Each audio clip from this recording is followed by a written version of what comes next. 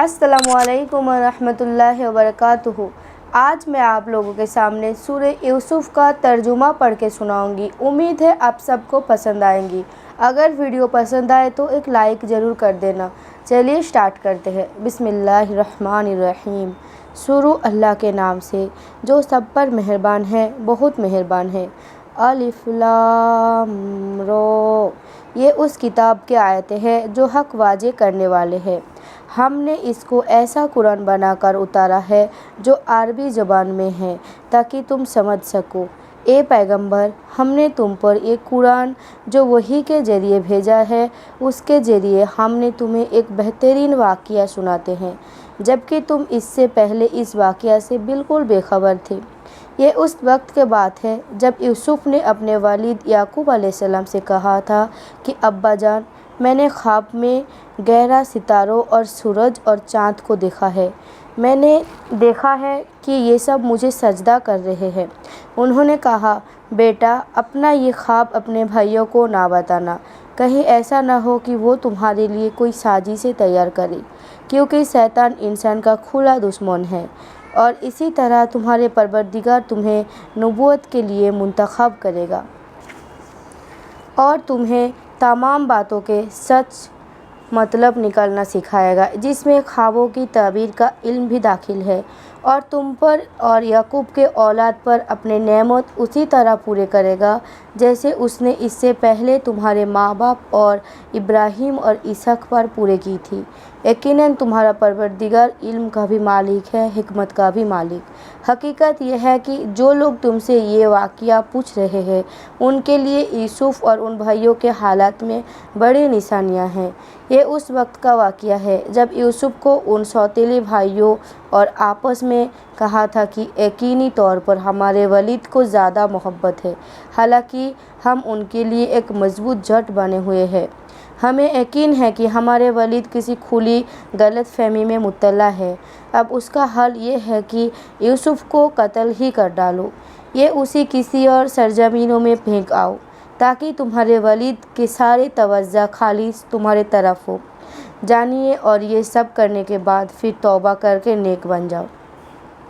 उन्हीं में से एक कहने वालों ने कहा, यूसुफ को कत्ल तो ना करो, अलबत्ता अगर तुम्हें कुछ करना ही है तो उसे किसी अंधे कुओं में फेंक आओ, ताकि कोई काफ़िला उसे उठाकर ले जाए। चुनाचे उन भाइयों ने अपने वलीद से कहा कि अब्बा, ये आपको क्या हो गया कि आप यूसुफ को मामले में हम पर इम्तिनान नहीं करते? हालांकि इसमें कोई शक ना होना चाहिए से हम पर पक्के खैर खा है। कल आप उसे हमारे साथ तफरीह के लिए भेज दीजिए, ताकि वो खाए पिए और कुछ खेल खोद ले, और यकीन रखिए कि हम उसके पूरे हिफाजत करेंगे। याकूब ने कहा, तुम उसे ले जाओगे तो मुझे उसके जुदाई का गम होगा, और मुझे ये अंदेशा भी है कि किसी वक्त जब तुम उसकी तरफ से गफिल हो तो कोई भेड़िया उसे खा जाए। वो वक्त जब तुम किसी तरह गाफिल हो। वो बोले, हम एक मजबूत जट्ठे की शक्ल में हैं, अगर फिर भी भेड़िया उसे खा जाए, हम उसे बिल्कुल ही गए गुजरे हुए नहीं। फिर हुआ ये कि जब वो उनके साथ ले गया और उन्होंने ये तय करके रखा था कि उन्होंने एक अंधे कुओं में डाल देंगे, चुनाचे डाल भी दिया, तो हमने यूसुफ पर वही भेजे कि एक वक्त आएगा जब तुम उन सब के जतलाओगे कि उन्होंने ये क्या काम किया था, और उस वक्त उन्हें पता भी नहीं होगा कि तुम कौन हो। और रात के जो वो अपने बाप के पास रोते हुए पहुंच गए, कहने लगे, अब्बा जी, यकीन जानिए हम दौड़ने के मुकाबला करने चले गए थे और हमने यूसुफ को अपने सामान के पास छोड़ दिया था। इतने में एक भेड़िया उसे खा गया, और आप हमारे बात का यकीन करेंगे चाहे हम कितनी भी सच्चे हों। और वो यूसुफ के कमीज़ पर झूठ मूठ का खून भी लगा कर ले आए। उनके वालिद ने कहा, हकीकत ये नहीं है, बल्कि तुम्हारे दिलों ने अपनी तरफ से एक बात बना ली है। अब तो मेरे लिए सब्र ही बेहतर है, और जो बातें तुम बना रहे हो उन पर अल्लाह ही की मदद दरकार है। और दूसरी तरफ जिस जगह उन्होंने यूसुफ को कुएं में डाला था, वहाँ एक काफ़िला आया।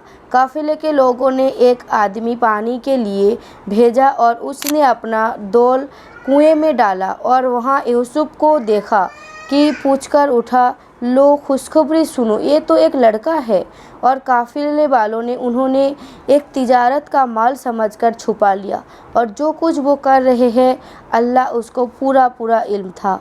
और फिर उन्होंने यूसुफ को बहुत कम कीमत में बेच दिया, जो गिनती के चंद दिरहम के शक्ल में थे, और उनको यूसुफ से कोई दिलचस्पी नहीं थी।